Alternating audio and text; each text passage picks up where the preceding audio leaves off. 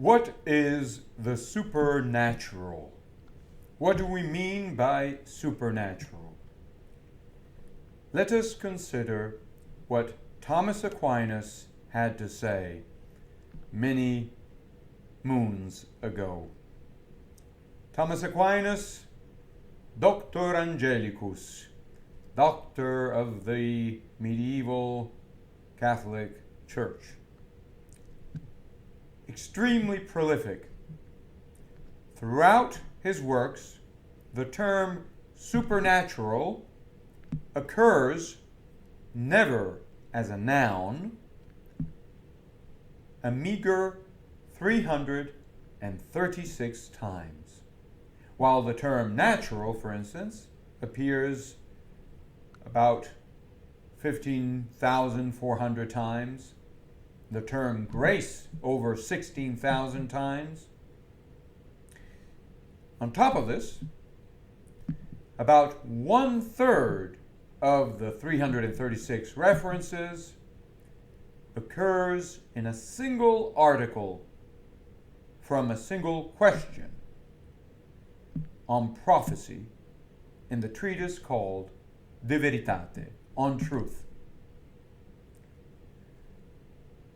2/3 of the 336 references are found in other questions of the same treatise. It is reasonable to deduce from this that, for Aquinas, the question of the supernatural has a precise status tied primarily to parousia, which is to say, to the challenge of speaking the truth. In Aquinas' Summa Theologiae 3:31-5, supernatural refers to nature's divine principle of generation, as distinguished from generation as such. This distinction is a staple of Aristotelian discourse about nature. So you could say nature with a capital N, which is the principle of generation, and then you have ordinary nature, shall we say, as generation itself. Now, in Summa Theologiae 3:74-3, we see that the distinction in question is key to understanding the Eucharist, which pertains to a transformation operated directly by God. The Eucharist represents, in this respect, the divine essence of all change, what all change involves absolutely. This brings us to the question of grace, which pertains to divine agency considered absolutely or in and of itself. Summa Theologiae 1-2, questions 109-114, explores the problem by presenting grace as supernatural in the respect that it pertains to the divine principle of generation. This is precisely what, in Aristotelian terms, is nature as the very mind of nature, an intellect at work in all empirical generation.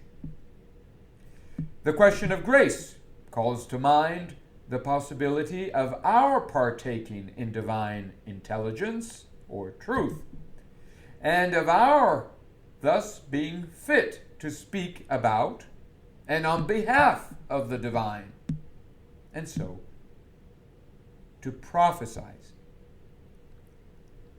Question 12 of the De Veritate returns to the problem of the quality of the supernatural relatively to prophecy, arguing that the prophet speaks absolutely out of a divine principle, the prophet, represents the essence of all speech, insofar as speech arises out of God as absolute principle of generation.